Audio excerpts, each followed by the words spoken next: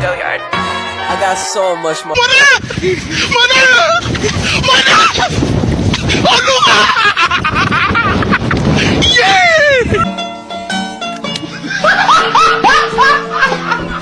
Are you ready, kids? Aye, aye, Captain! I can't hear you. Aye, aye, Captain! Oh!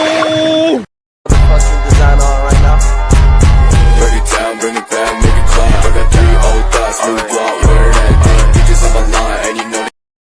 Assalamualaikum warahmatullahi wabarakatuh. Alhamdulillahirabbil alamin. Wabihi nasta'in ala umurid dunya waddin, amma ba'du. Rabbi shrahli sadri wa yassirli amri wahlul 'uqdatam min lisani yafqahu qawli. Baiklah, pertama-tama marilah kita panjatkan puji syukur kehadirat Allah Subhanahu wa taala yang telah memberikan rahmat dan kesehatan sehingga saya dapat membuat video pada hari ini. Yang kedua, tak lupa sholawat bertangkaikan salam ke ruh junjungan kita Nabi besar Muhammad Sallallahu Alaihi Wasallam yang berlapaskan Allahumma sholli ala Sayyidina Muhammad wa ala ali Sayyidina Muhammad. Baiklah, saya Nurani Aisyah Lubis dengan NIM 2520111 dari kelas PTIK 2B. Di video ini saya memenuhi tugas pada mata kuliah Sistem Basis Data, yaitu UTS. Yang saya hormati Bapak yang mengampu mata kuliah Sistem Basis Data, yaitu Pak Rian Amanda, dan yang saya hormati teman-teman yang telah menyempatkan waktunya untuk melihat video saya ini. Baiklah, di dalam video ini adapun yang akan saya bahas yaitu terdiri dari 4 bab, di mana bab yang pertama mengenai konsep basis data, di mana konsep basis data ini terdiri dari perkembangan basis data, definisi, sistem basis data, dan yang terakhir yaitu database management system. Itulah untuk bahasan dari bab 1. Dan untuk bab 2 yaitu basis data relasional, di mana di sini ada 2 pokok materi. Yang pertama yaitu pengantar basis data relasional dan yang kedua yaitu normalisasi. Pada bab yang ketiga yaitu siklus hidup perancangan basis data, di mana yang pertama yaitu aktivitas utama dan yang kedua yaitu prinsip-prinsip perancangan basis data. Dan bab yang terakhir ataupun bab yang keempat yaitu mengenai pemodelan data. Di sini hanya terdapat satu materi yaitu materinya basis data relasional. Baiklah, langsung saja kita akan masuk kepada materi yang pertama. Baiklah, kita akan masuk kepada materi yang pertama dari bab 1 yaitu mengenai perkembangan dari basis data, di mana basis data ini dimulai pada tahun 1960 dengan generasi pertamanya yaitu DBMS yang dirancang oleh perusahaan General Electric. Yang merancangnya yaitu bernama Charles Bachmann. Dan pada tahun 1960-an IBM mengembangkan sistem yang dapat manajemen informasi, sehingga hasil kerjasama antara IBM dengan perusahaan Amerika yang disebut dengan Sampre itu menghasilkan suatu representasi data baru yang disebut dengan model data relasional, yang dimana model relasional ini pada tahun 1980-an menjadi paradigma dari DBMS yang paling dominan. Bahasa query SQL atau Structured Query Language dikembangkan untuk basis data relasional sebagai proyek sistem R dan IBM. Nah, di mana seiring berjalannya waktu pada tahun 1980-an, basis data ini pun sudah banyak dikembangkan, baik itu melalui bahasa query yang powerful, model data lengkap, dan masih banyak yang dikembangkan dari basis data tersebut. Nah, dan yang kedua yang akan kita bahas di bab pertama ini yaitu mengenai definisi dari basis data itu sendiri, di mana basis data berarti terdiri dari 2 kata. Yang pertama yaitu basis dan yang kedua yaitu data. Basis sendiri memiliki arti yaitu gudang ataupun markas, berarti mungkin bisa saja kita merepresentasikan basis tersebut sebagai suatu kumpulan ataupun suatu sarang, berarti yang menjadi tempat bertumpu. Dan data sendiri yaitu dapat diartikan sebagai suatu hal yang memang betul-betul terjadi ataupun fakta ataupun nyata, baik itu yang objeknya itu manusia, hewan, tumbuhan ataupun yang lain-lain, yang dimana bisa saja data tersebut dalam bentuk gambar, bunyi, simbol maupun yang lain, sehingga dapat kita simpulkan bahwa basis data adalah kumpulan dari beberapa item ataupun jenis data yang berhubungan, yang dapat kita satukan dalam sebuah skema berdasarkan jenis data tersebut, ataupun data tersebut memang satu jenis yang bisa kita kumpulkan sehingga tersimpan di perangkat keras ataupun hardware komputer, dan software dari komputer tersebut dapat kita gunakan sebagai untuk memanipulasi data, di mana dalam artian memanipulasi data ini yaitu dapat diperbaharui, dicari, diolah maupun perhitungan, dan dapat juga dihapus dengan catatan dihapus tersebut dengan tujuan tertentu. Nah, dan yang ketiga yang kita bahas yaitu mengenai sistem basis data. Sistem basis data berarti sistem yang di dalamnya terdapat sekumpulan data yang saling berhubungan, dan di dalamnya juga terdapat beberapa komponen ataupun kumpulan program yang dapat dimanipulasi oleh pengguna ataupun user. Dalam sistem basis data ini memiliki ada beberapa komponen yang harus ada, yaitu yang pertama perangkat keras ataupun hardware, di mana kita tidak asing lagi dengan yang namanya perangkat keras, karena perangkat keras ini merupakan perangkat fisik dari komputer yang dapat kita sentuh ataupun dapat kita lihat secara langsung. Contohnya yaitu keyboard, mouse, monitor. Sedangkan untuk perangkat keras yang terdapat dalam sistem basis data yang perlu yaitu memori sekunder ataupun hard disk. Memori ini ada dua, yaitu memori utama dan memori sekunder, di mana memori utama itu yaitu contohnya RAM ataupun random access memory, yaitu di mana harddisk ini bersifat permanen, sedangkan RAM ini bersifat sementara. Yang ketiga yaitu sistem operasi ataupun operating system. Sesuai dengan namanya, operasi berarti ia adalah sistem yang dapat mengoperasikan komputer-komputer. Sistem operasi yang biasanya dipakai yaitu basis data atau database. Database ini dapat berisi ataupun memiliki kumpulan dari sejumlah objek basis data, baik itu berupa data ataupun tabel. Nah, dan yang selanjutnya yaitu manajemen sistem ataupun yang sering kita sebut dengan DBMS, di mana kita sendiri sebagai pengguna kita tidak dapat untuk melakukan kontak langsung dengan file-file yang akan kita olah di basis data, sehingga kita membutuhkan software ataupun perangkat lunak yang sering kita sebut dengan DBMS, di mana DBMS ini dapat menentukan bagaimana kita akan menyimpan data, mengolah data, ataupun mengubah dan bahkan bisa untuk mengambil data itu kembali. Selanjutnya yaitu ada pemakai ataupun user, di mana pemakai itu yaitu kita sendiri, di mana kita dapat berinteraksi dengan basis data, tetapi dengan catatan kita harus menggunakannya dalam bahasa program, jadi bukan dalam bahasa manusia sehari-hari. Dan yang terakhir yaitu adanya aplikasi atau perangkat lain, di mana aplikasi atau perangkat lain ini bisa saja kita sesuaikan dengan kebutuhan kita untuk mengolah ataupun mengatur sendiri basis data kita tersebut, di mana aplikasi ini bisa saja tersedia di dalam DBMS maupun ataupun kita bisa membuatnya dengan bahasa pemrograman. Selanjutnya kita akan membahas mengenai tujuan dari basis data, di mana ada beberapa tujuan dari basis data. Yang pertama yaitu mengatur data. Jadi mengatur data di sini berarti kita akan mengatur data, misalkan kita akan mengelompokkan data yang sejenis, sehingga ketika kita ingin mengambil data itu kembali, kita tidak perlu lagi mencarinya dengan susah, sehingga kita dapat mengorganisasikan dan ataupun mengelompokkan data sesuai dengan jenisnya, sehingga tidak sulit dalam untuk mengambil data itu kembali.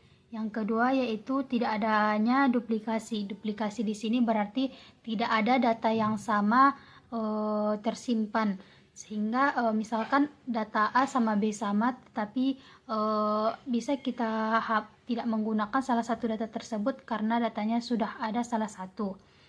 Dan yang ketiga itu data terintegrasi, di mana maksud data terintegrasi ini berarti berbaur. Jadi data yang satu dengan data yang kedua itu digabungkan jadi satu, sehingga tidak adanya kesulitan dalam mencari data. Dan yang keempat yaitu data tidak tergantung pada program aplikasi, di mana berarti maksudnya kita tidak tergantung kepada program aplikasi. Jadi tidak semua data kita itu harus berdasarkan aturan dari aplikasi. Bisa saja pemrograman program aplikasi kita jadi mudah dilakukan. Nah, yang kelima yaitu dapat dipakai secara bersama oleh beberapa pemakai. Jadi tidak ada batasan dalam hal pemakaian dari basis data. Dan yang keenam yaitu dapat diterapkan standarisasi. Dan yang ketujuh yaitu informasi selalu mutakhir. Jadi up to date. Jadi tidak ketinggalan informasi tersebut dari perkembangan zaman. Selanjutnya yaitu untuk memenuhi kebutuhan konten informasi dari pengguna dan aplikasi-aplikasi tertentu. Yang selanjutnya itu menyediakan struktur informasi yang alami dan mudah dipahami. Dan yang terakhir yaitu mendukung kebutuhan pemrosesan dan objektivitas kinerja. Kita lanjut kepada bahasan selanjutnya yaitu mengenai manfaat dari basis data. Di sini terdapat 10 manfaat basis data, di mana yang pertama yaitu kecepatan dan kemudahan ataupun speed. Ketika kita ingin menyimpan ataupun melakukan manipulasi atau merubah data kita, dapat kita lakukan dengan mudah tanpa hambatan apapun. Yang kedua yaitu kebersamaan pemakaian atau shareability, di mana telah disampaikan tadi berarti tidak ada batasan pemakai dalam menggunakan basis data tersebut. Yang ketiga yaitu pemusatan kontrol data ataupun kontrol, di mana data tersebut terpusat pada satu penyimpanan saja, tidak terdapat penyimpanan yang banyak ataupun yang lain. Yang keempat yaitu efisiensi ruang penyimpanan atau space. Tidak adanya redundansi data sehingga efisiensi berarti data tersebut tidak ada redundansi ataupun data yang duplikat. Yang kelima yaitu keakuratan atau akurasi, di mana di sini berarti pengakuratan tersebut yaitu adanya pengkodean terhadap data, sehingga data tersebut akan berbeda dengan yang lainnya dan tidak adanya kesamaan. Yang keenam yaitu ketersediaan atau availability.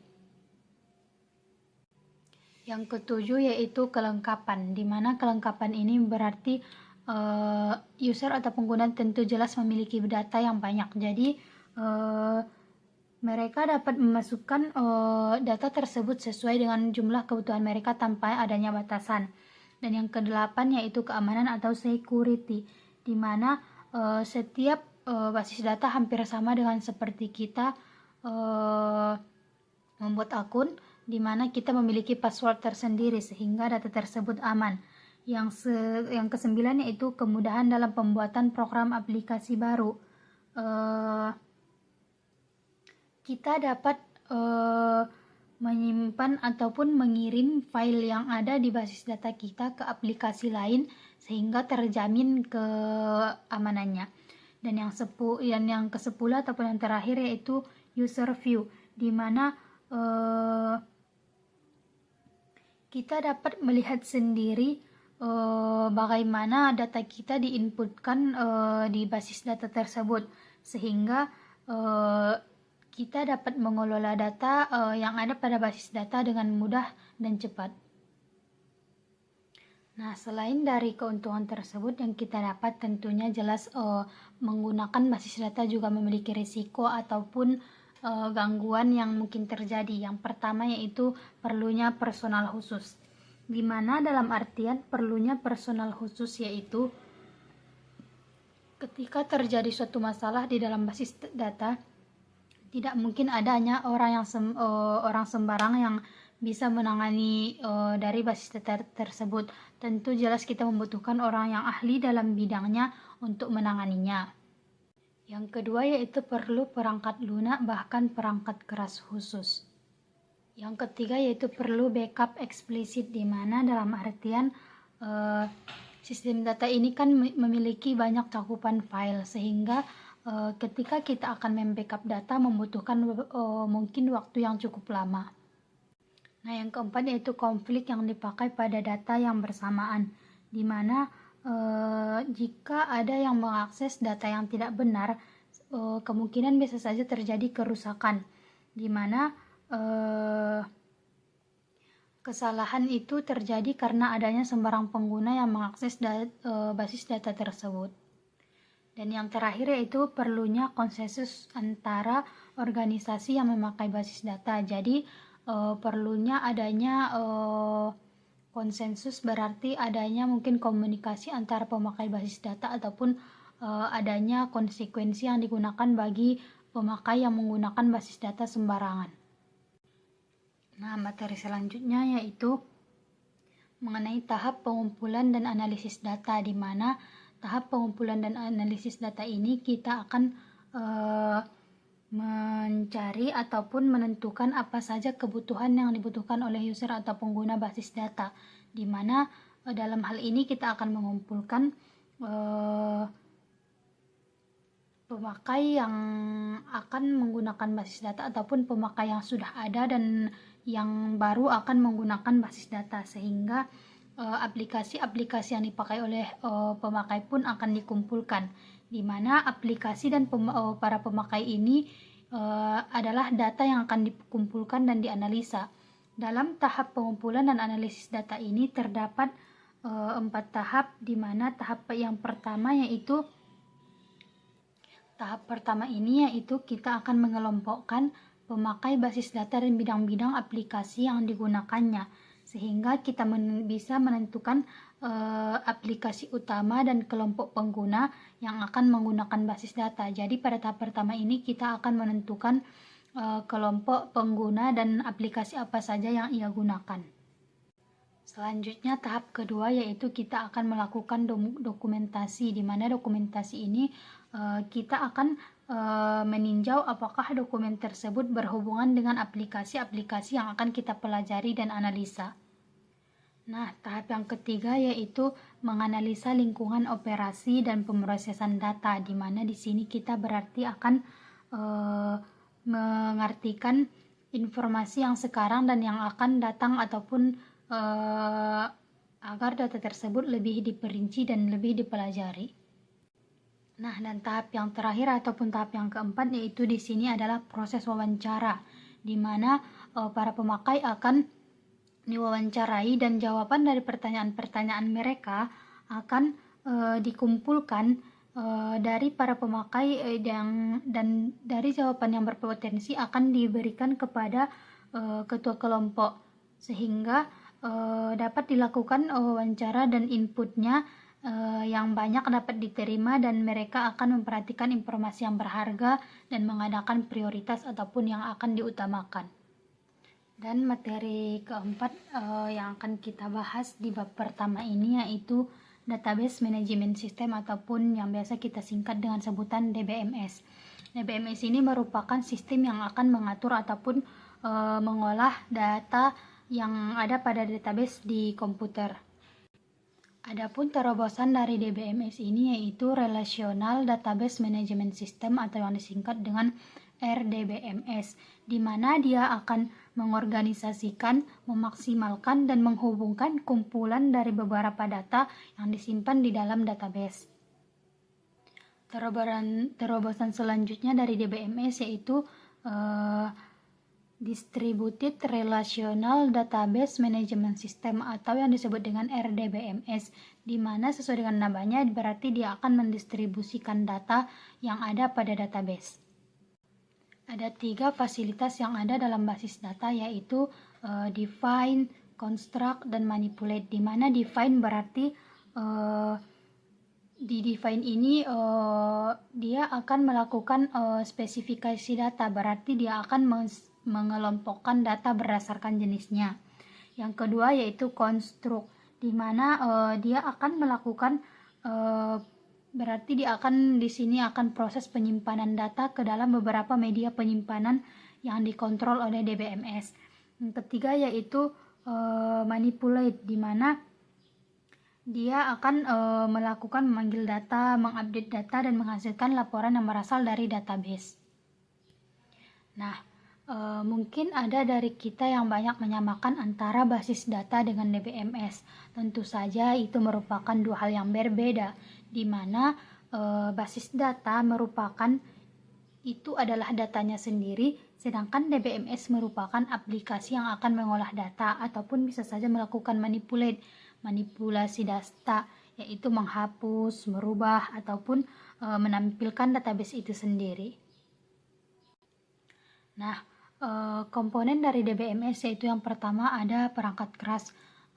Untuk perangkat kerasnya itu sendiri tergantung kebutuhan ataupun sistem yang digunakan dalam DBMS tersebut. Yang kedua yaitu software, di mana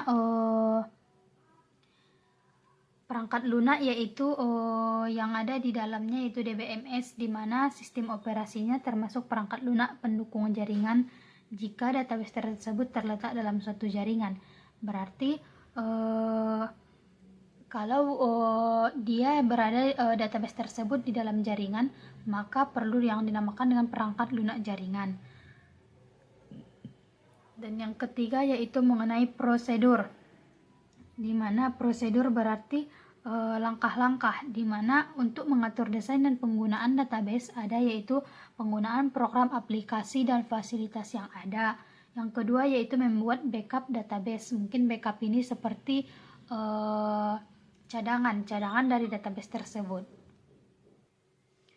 Ada beberapa elemen ataupun hal-hal yang harus ada dalam DBMS, di mana yang pertama yaitu data pengguna.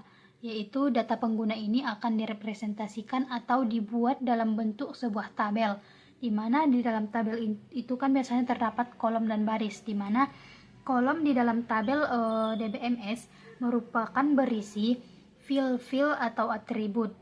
Berarti kolom berisi field atau atribut, sedangkan baris berisi record atau tabel atau rekaman.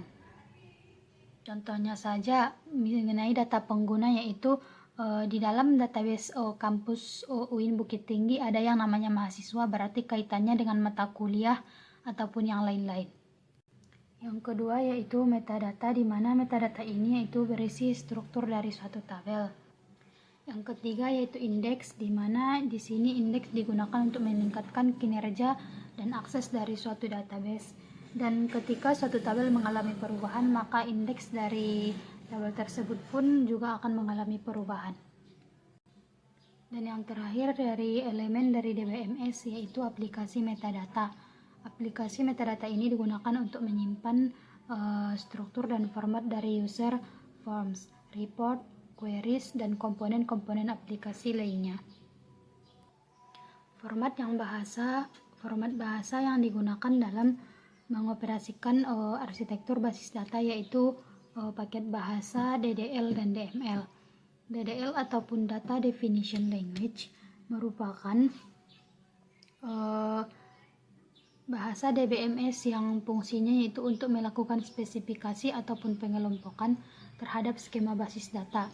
Sedangkan DML ataupun Data Manipulation Language yaitu yang digunakan untuk memperbolehkan pemakai ataupun user mengakses ataupun manipulasi seperti mengubah, mengolah, mengambil ataupun menyimpan data. Di mana dengan bahasa DML tersebut kita akan dapat mengambil informasi yang ada dari basis data, menyisipkan informasi ke dalam basis data maupun menghapus informasi dari tabel. Bahasa DML ini memiliki dua tipe, yaitu prosedural dan non-prosedural, di mana prosedural yaitu kita membutuhkan pemakai untuk menspesifikasikan data yang dibutuhkan dan bagaimana cara mendapatkannya. Sedangkan non-prosedural yaitu kita membutuhkan pemakai untuk menspesifikasikan data apa yang dibutuhkan, tetapi tidak harus diketahui bagaimana cara mendapatkan data tersebut. Jadi perbedaan tipe data DML yang prosedural yaitu kita membutuhkan pemakai untuk menspesifikasikan data apa yang dibutuhkan dan bagaimana cara mendapatkannya. Sedangkan non-prosedural yaitu kita membutuhkan pemakai untuk menspesifikasikan data dengan cara apa yang dibutuhkan, tetapi tidak harus diketahui bagaimana cara mendapatkannya. Di dalam bahasa query ada yang dikenal dengan istilah DCL atau Data Control Language, di mana berarti dia akan mengontrol ataupun mengendalikan data yang ada di dalam database. Sedangkan ketiga perintah yang ada di dalam DCL seperti DDL, DML, DCL akan dibentuk menjadi paket bahasa yang disebut dengan SQL atau Structured Query Language, yang pada prakteknya implementasi SQL sangat bervariasi. Tipe-tipe file yang digunakan dalam DBMS yaitu yang pertama file induk atau master file. Master file ini terbagi menjadi file induk acuan dan file induk dinamik. Yang kedua yaitu file transaksi atau transaction file. Yang ketiga yaitu file laporan atau report file. Yang ketiga yaitu file sejarah atau history file. Dan yang terakhir yaitu file pelindung atau backup file. Baiklah, pada bab kedua ini saya akan membahas mengenai basis data relasional, di mana basis data relasional yaitu basis data yang menggambarkan relasi atau hubungan antara tabel dengan sebuah database. Ada beberapa keunggulan menggunakan basis data relasional ini, di mana yaitu bentuknya yang sederhana dan juga mudah dalam melakukan berbagai operasi data. Ada beberapa jenis relasional. Yang pertama yaitu relational key, di mana relational key ini dibagi menjadi 4 key. Yang pertama yaitu super key, yang kedua itu candidate key, yang ketiga itu primary key, dan yang terakhir yaitu alternate key. Super key, di mana super key ini merupakan sekumpulan atribut yang mengidentifikasi sebuah baris dalam tabel relasi. Sedangkan candidate key yaitu mungkin relasi yang memiliki lebih dari satu key, di mana masing-masing dari relasi tersebut disebut dengan candidate key. Dan primary key yaitu candidate key yang digunakan untuk mengidentifikasi sebuah tabel relasi. Sedangkan alternate key yaitu skema dari relasi yang memiliki atribut untuk menunjukkan primary key dari relasi lain, di mana atribut ini disebut dengan foreign key. Adapun bahasa yang digunakan dalam basis data relasional adalah bahasa query, di mana bahasa query ini digunakan sebagai pernyataan untuk mengambil informasi, di mana informasi ini terbagi dua, yaitu yang pertama bahasa formal dan yang kedua yaitu bahasa komersial. Bahasa formal ini merupakan bahasa query yang terjemahkan ke dalam bentuk simbol matematis.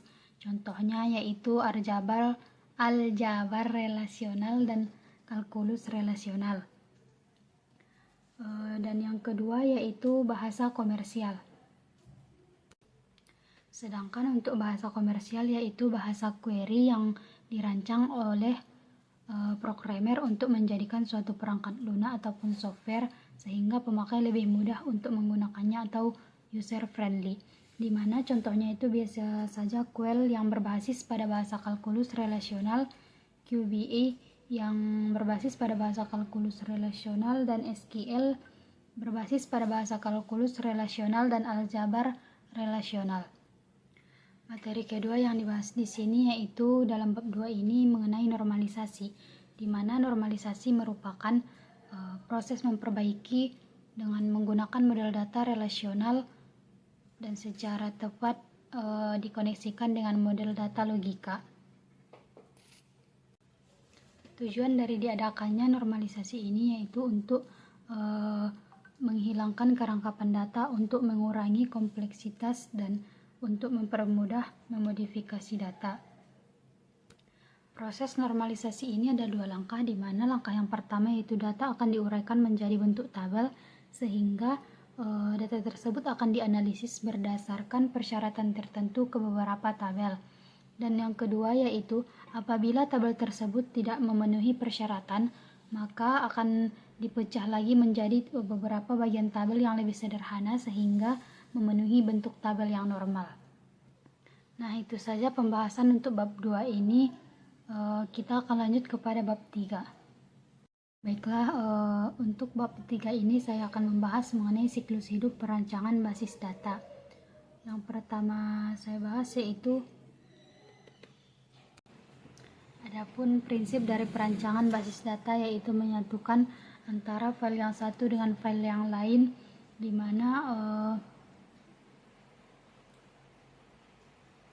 file tersebut akan saling berhubungan ataupun tabel relationship. Untuk merancang suatu database, kita harus memperhatikan beberapa hal. Yang pertama yaitu memiliki perspektif global, di mana global artinya menyeluruh. Jadi untuk merancang suatu basis data harus dipandang dari seluruh sisi sistem dari basis data.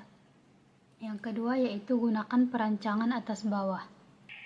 Dimaksudkan di sini yaitu perancangan tersebut harus dimulai dari atas, yang berarti pimpinan terlebih dahulu. Yang ketiga yaitu memberikan informasi secara selektif, di mana selektif di sini mengandung artian bahwa informasi tersebut harus sesuai dengan level ataupun tingkatannya. Dan yang keempat yaitu memberikan database yang berbeda untuk manajemen yang berbeda juga. Yang terakhir yaitu jangan mengubah file yang ada. Nah, untuk bahasan dari bab 3 sudah selesai, maka untuk selanjutnya akan dibahas mengenai bab keempat. Baiklah, di bab 4 ini saya akan membahas mengenai pemodelan data, di mana dalam pemodelan data ini yang pertama materi yang dibahas yaitu basis data relasional.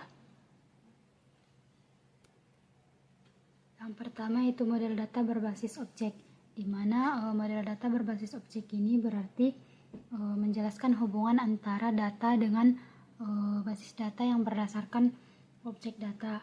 Yang kedua yaitu model data berbasis record, di mana record yang berarti rekaman yang menjelaskan kepada pemakai mengenai hubungan logik antara data dalam basis data. Yang ketiga yaitu model data fisik, di mana model data fisik ini yang digunakan untuk menguraikan data di tingkat internal ataupun menjelaskan kepada pemakai bagaimana data-data disimpan dalam media penyimpanan secara fisik. Bahasan yang kedua yaitu mengenai konsep dasar IR modeling, di mana dalam IR modeling ini terdapat istilah entity types, yaitu model relasi entity didasarkan pada persepsi dunia nyata yang terdiri dari himpunan objek dasar yang disebut entity dan relasi antar entity. Entity merupakan objek yang diidentifikasi secara unik, di mana entity ini dikarakterisasi dan dipresentasikan dengan suatu gugus atribut. Baiklah, untuk pembahasan pada bab keempat cukup sekian. Apabila ada kata-kata saya yang salah, saya mohon maaf. Assalamualaikum warahmatullahi wabarakatuh. Break it down, bring it back, make it clap. I got 3 old thoughts, thoughts, new guap, wearing